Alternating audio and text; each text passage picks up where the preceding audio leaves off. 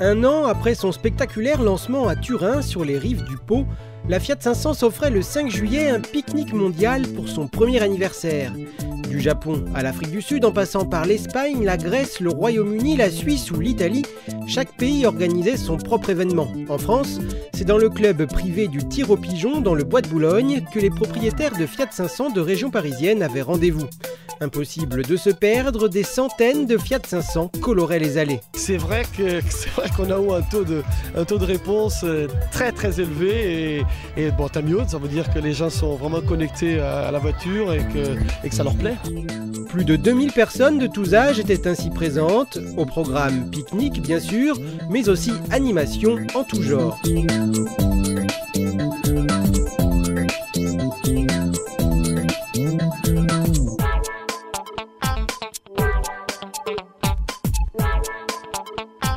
Pour attraper une balle où tu veux, quand tu veux, des gestes précis, délicats, avec le sourire. Yeah. On y va, c'est parti, cette balle devant toi. On y va, Johan. C'est quand tu veux. Hein. Ouais, je prends mon temps.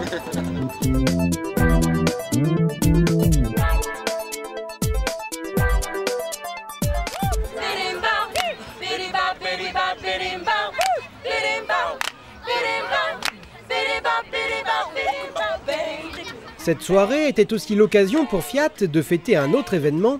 Quelques jours auparavant, les ventes 2008 de Fiat 500 avaient en effet dépassé celles de sa grande rivale, la Mini. C'est important dans le sens où ça marque comment dire, un moment.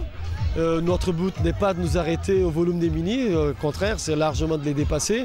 Mais en tout cas, il fallait déjà les dépasser. Bon, ça c'est fait, donc on va essayer de continuer à travailler pour en vendre le maximum de Fiat 500. Parmi la foule d'anonymes, quelques personnalités étaient également présentes, à l'image de Pierre Dostel, le célèbre animateur d'M6 Boutique. Là, on est vraiment avec une ligne de voitures donc, qui a marqué déjà son temps à l'époque et qui marque encore aujourd'hui effectivement son époque avec une ligne très sympathique, très amusante, très fun. Et je trouve que c'est une voiture passion.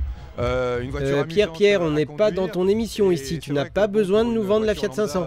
D'ailleurs, à part toi, ici, tout le monde en a déjà une. Mais au fait, qu'est-ce qui vous plaît tant dans la 500 ? Le look, voilà, et le fait qu'elle soit finalement très bien finie, très bien assemblée, qu'elle soit silencieuse et qu'on peut faire de la route avec, quoi. Je trouve qu'elle a un joli design et qu'elle est vraiment...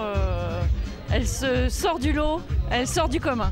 Je la trouve moderne, je la trouve surtout girly et puis elle était super attendue parce que moi j'aime bien le petit modèle original et je la trouve citadine, enfin elle m'allait bien. Voilà, c'est une voiture de fille. J'avais pas envie d'une grosse voiture en fait, j'avais envie d'une petite citadine et en fait c'est monsieur qui a insisté pour la Fiat 500 parce qu'il l'a trouvé chouette. Ça nous a plu énormément et on a craqué pour cette voiture. Les gens la regardent beaucoup et on se fait beaucoup d'amis depuis qu'on a la Fiat 500. C'est vrai ? Non pas qu'on n'en avait pas avant. On est une petite communauté, c'est sympa. Ne confondons pas, mais tous les gens viennent la regarder quand elle est garée quelque part. Les gens qui en avaient une quand ils étaient jeunes viennent vous parler spontanément, c'est vrai. Tu vois Pierre, ils aiment tous la 500 et ils en ont tous une. La seule chose que tu pourrais leur vendre, éventuellement, à la limite, ce sont des accessoires. C'est vrai que c'est amusant avec cette voiture, c'est qu'on peut customiser la voiture comme on l'entend.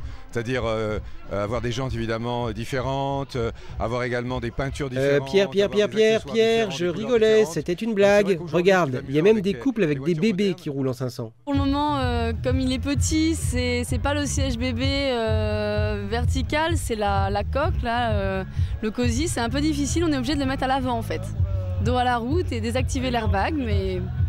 c'est faisable, c'est faisable.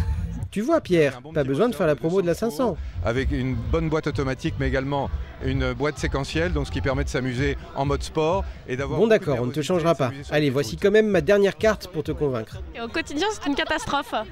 Je n'ai que des problèmes avec. Je la trouve très pratique parce qu'elle est toute petite, elle se gare partout, elle roule bien. Mais en revanche, gros souci technique avec. Quand je mets le contact, les vitres électriques tombent et ne remontent plus. Les freins sont cassés, le toit ouvrant ne s'ouvre pas et Fiat ne fait aucune réparation en fait. Il la répare et depuis le mois de décembre, ça fait 5 fois qu'elle va au garage. Et malgré tout ça... J'aime vraiment la voiture et je trouvais le rassemblement sympathique, je trouve que c'est un bel événement.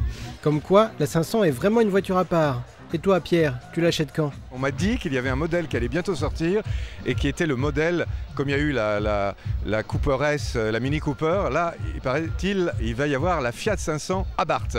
Et là, ça m'intéresse beaucoup. Voilà, la Fiat 500 Abarth, et je suis sûr que là, je peux être un client qui va se laisser tenter. Oui, mais alors là, le problème, c'est que tu ne vas pas être le seul. Ils veulent tous aussi l'acheter, l'Abarth. On attend l'Abarth. Et vous changerez?